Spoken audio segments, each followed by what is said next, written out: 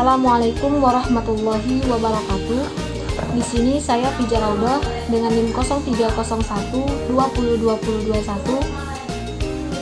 jurusan Pendidikan Agama Islam 8 semester 4 Universitas Islam Negeri Sumatera Utara pada mata kuliah Strategi Pembelajaran Fikih, yang mana video kali ini saya akan menjelaskan yang namanya materi ajar, materi kelas 8 MTS pada mata pelajaran fikih, yaitu sujud syahwi, sujud syukur, dan sujud tilawah. Pembahasan yang pertama mengenai sujud syahwi. Sujud syahwi di sini ialah sujud yang berasal dari kata saha, yashu, dan sawaan, yang mana artinya itu lupa ataupun lalai.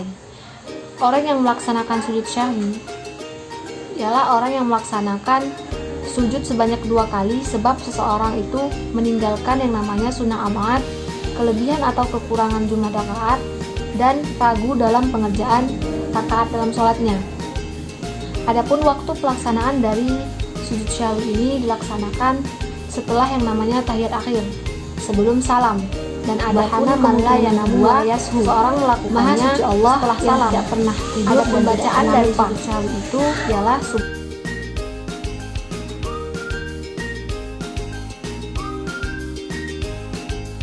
Subhana man la yanamu wa la yashu tersebut dibaca sebanyak 3 kali dalam setiap sujud, yang mana sujud yang saya katakan tadi dilaksanakan sebanyak 2 kali sujud. Hukum pelaksanaan sujud syahwi ialah sunnah. Adapun dalil yang membahas tentang sujud syahwi ini terdapat dalam Sahih Imam Muslim dan Sahih Imam Bukhari. Akan saya tampilkan redaksi hadisnya sebagai berikut. Adapun sebab-sebab yang menjadikan seseorang melakukan sujud syahwi dikarenakan yang pertama, meninggalkan yang namanya sunnah abad, yang mana jika sunnah ini ditinggalkan maka disunahkan bagi kita untuk melaksanakan sujud syahwi. Yang kedua, apabila terdapat keraguan-raguan apakah sunnah abad sudah dilakukan atau tidak. Ketiga, yaitu meninggalkan suatu perkara sebab kesengajaan, maka hukum sholatnya itu membatalkannya. Kemudian jika meninggalkan tanpa unsur sengaja maka tidak akan membatalkan, seperti contohnya dalam perkiraan rukun sholat.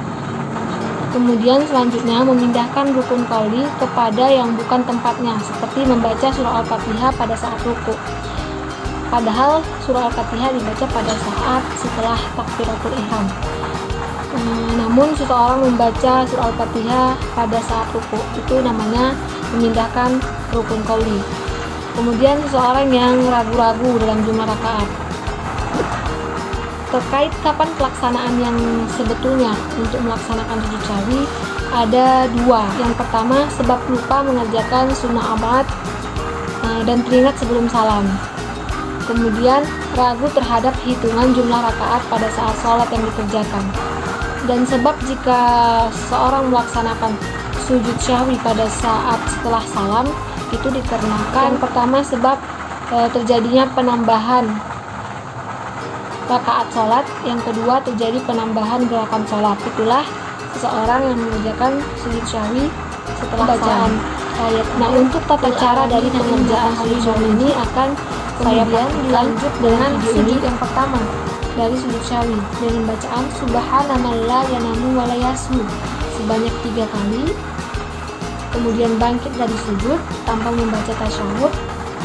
Kemudian dilanjut dengan sujud yang kedua Subhanallah la yanamu wa la yashu sebanyak 3 kali juga.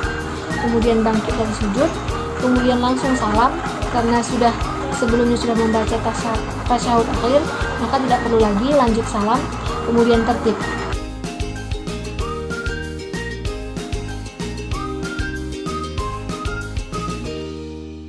Begitulah tata cara dalam pelaksanaan sujud syahwi yang dilakukan sebelum salam.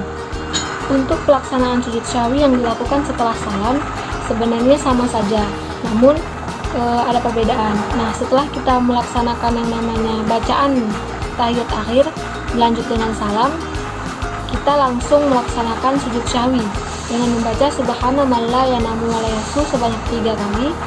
Kemudian bangkit dari sujud, kemudian dilanjut lagi dengan sujud sebanyak 3 kali bacaan subhanallah tadi, kemudian lanjut dengan salam.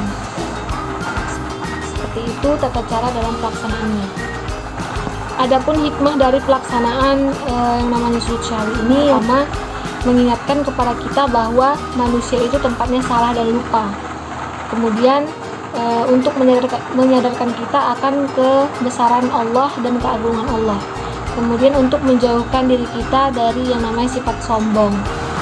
Sekian penjabaran dari yang namanya tata cara sujud syahwi. Kemudian pembahasan yang kedua ialah pelaksanaan sujud syukur. Sujud syukur dilaksanakan ketika kita mendapatkan kabar gembira, ketika kita terhindar dari mara bahaya, maka kita disunahkan untuk melakukan yang namanya sujud syukur. Untuk rasa syukur kita sendiri kepada Allah itu merupakan kewajiban bagi kita sebagai seorang muslim. Namun untuk pelaksanaan sujudnya itu hukumnya sunnah. Adapun dalil yang mengatur tentang sujud syukur ini terdapat dalam hadis, dan hadisnya akan saya tampilkan sebagai berikut. Untuk pelaksanaan sujud syukur kita harus mengikuti syarat-syaratnya. Yang pertama, kita harus suci dari hadas kecil maupun hadas besar, menghadap kiblat jika kita tahu menentukan arah kiblat, nawaitu, kemudian menutup aurat. Kemudian untuk rukun sujud syukur sendiri, yang pertama itu niatnya yaitu subhanallah walhamdulillah wala ilaha illallah wallahu akbar wala haula wala quwwata illa billah, dengan bacaan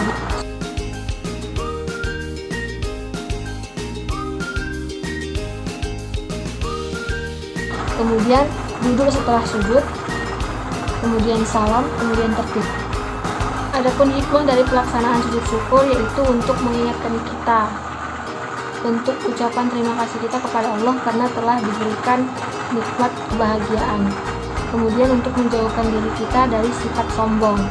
Kemudian untuk mendapatkan yang namanya pahala dari Allah dan ditempatkan di sisi baik oleh Allah.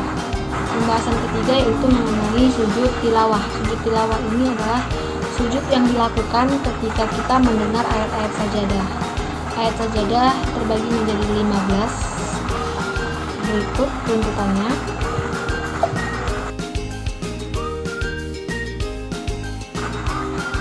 Kita melaksanakan sujud tilawah ini bisa dilaksanakan pada saat di luar sholat maupun di dalam sholat. Untuk pelaksanaan sujud tilawah di luar sholat yaitu dilaksanakan dengan yang pertama memasang niat, yang mana niatnya